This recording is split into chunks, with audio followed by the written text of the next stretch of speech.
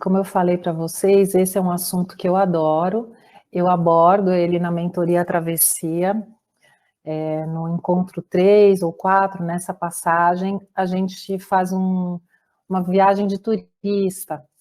Eu falo que é olhar para fora, é entender como as pessoas estão se movimentando, o que está acontecendo no mundo, na questão tecnológica, social e econômica, e como isso impacta os nossos negócios, né? E isso é uma visão bem macro mesmo, não é uma visão detalhada só do seu segmento, porque assim, TikTok, por exemplo, essa tendência tão forte de danças e de imagens cortadas, né? Por que isso acontece?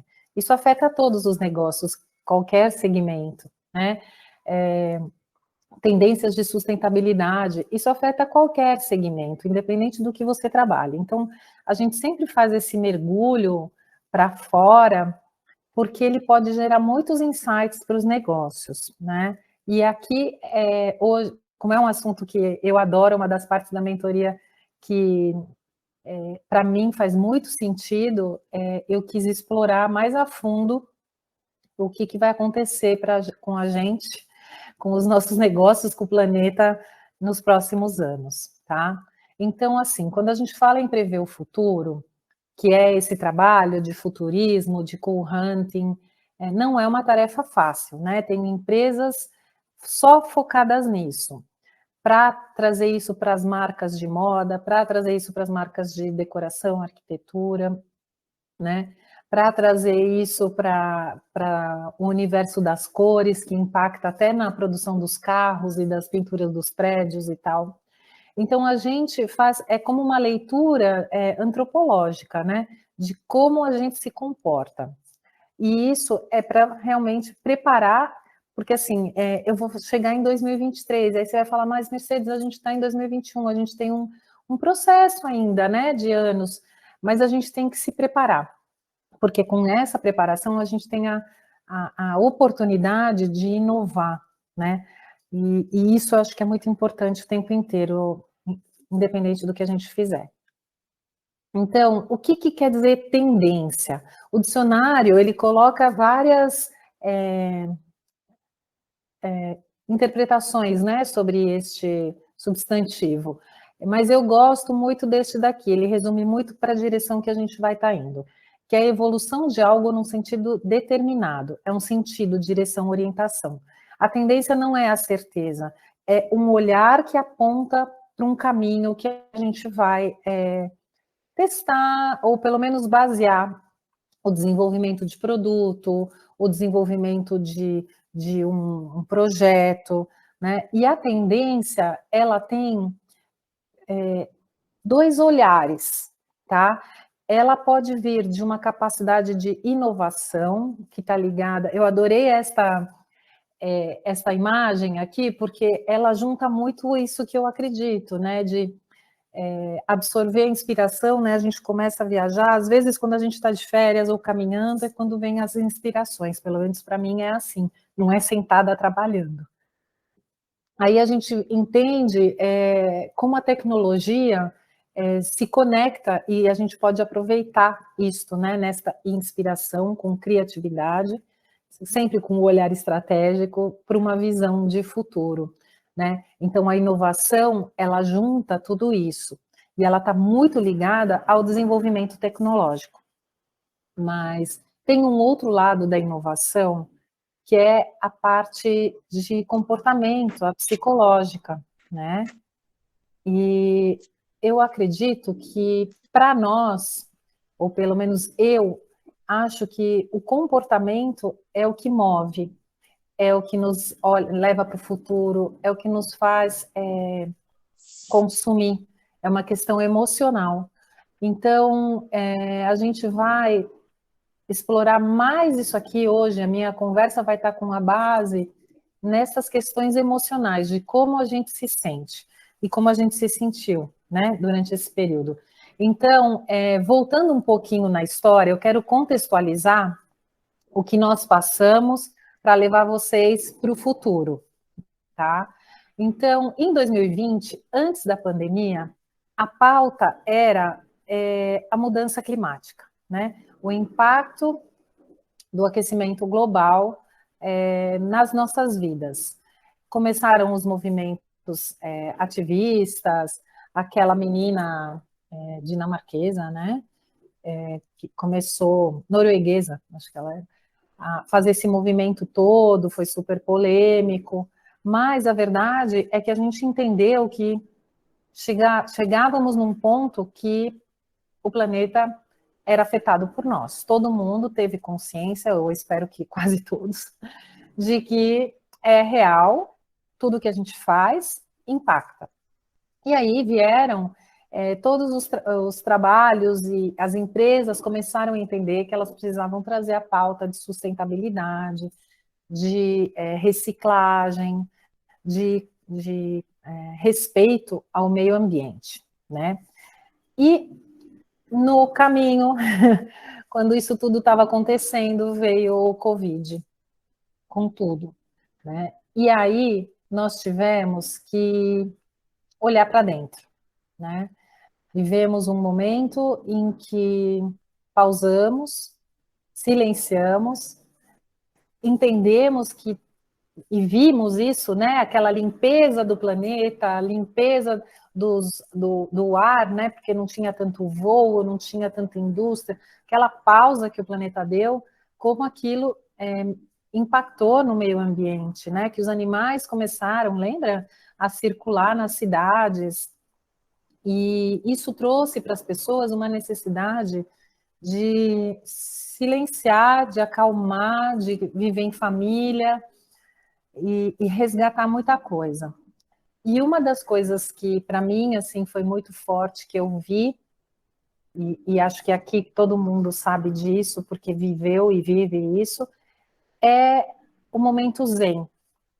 É ter feito esse mergulho para dentro, é ter feito essa acalmada, essa silenciada, para se conectar com o sentido da vida, né? Quando a gente está muito perto de morte, né, de ameaça de vida, a gente se conecta muito com o porquê, com o essencial. E esse movimento de meditar, de cuidar, de comer melhor, né?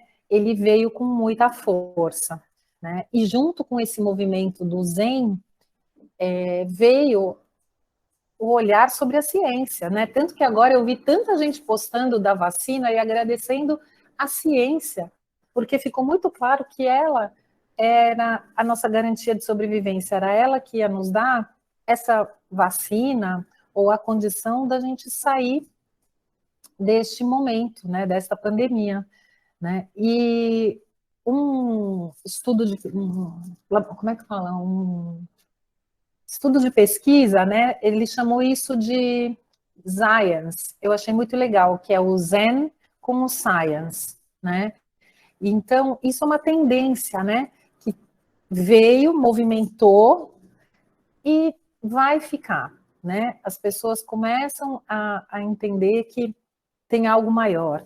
E aí elas começaram a transformar o plano B em plano A, começaram a abrir mão de muita coisa, mudar de estilo de vida, tudo em decorrência desse mergulho para dentro. Chegamos em 2021, né? E a história foi trazendo questões assim bem emblemáticas, né? Como a Simone Biles, que começou a se expressar com muita energia, né? Estas expressões assim extremas de gostos, de vontades, de ideias. As pessoas estão colocando para fora a sua autenticidade, né? E deixando de se preocupar com o que os outros vão pensar. Elas realmente fizeram esse mergulho para dentro e estão agora transbordando, né? Então, essa Betty Winkles, não sei se vocês conhecem, é uma senhora de 89 anos que está transformando o mercado digital e de publicidade. Ela começou a postar nos stories lá no Instagram tudo assim, é tudo bold, como eles falam em inglês, né? Tudo superlativo, tudo em excesso. Ela é hipercolorida, ela traz a proposta de se divertir e que aos 90 anos ela pode se divertir, ela pode ser ela mesma, ela é hipercolorida, enfim. Está sendo super interessante esse movimento de autenticidade, né?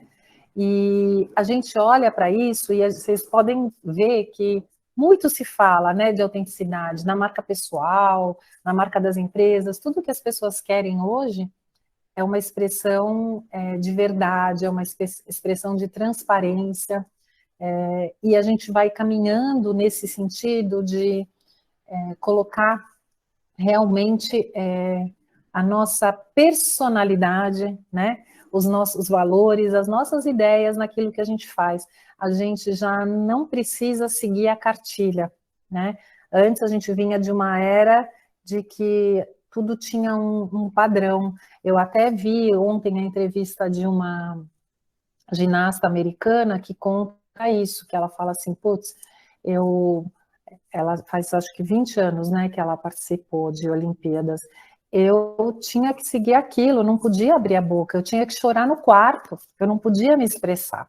Então, olha o quanto a gente evoluiu para chegar no ponto em que essa menina hoje falou, olhou para ela e falou, eu não vou fazer, eu não vou colocar minha vida em risco, né? E isso é muito bonito, né, da gente conseguir se escutar, né, e que ela seja, e vai ser, né, a precursora de muitas oportunidades para muitas mulheres que estão silenciadas, né. Aí a gente começa a olhar para o mundo pós-coronavírus, que a gente espera que o ano que vem ele realmente vá embora de fato, que a gente possa recuperar o nosso novo novo. Eu já não chamo de novo normal, eu gosto dessa expressão the new new, ou novo novo, né? Que é como a gente vai estar, porque a gente não vai voltar ao velho, né? A gente aprendeu que tem muita coisa boa, e tudo isso que eu contei para vocês, né, foi muito sofrido, mas foi muito bom, né? Minha visão otimista sempre, né?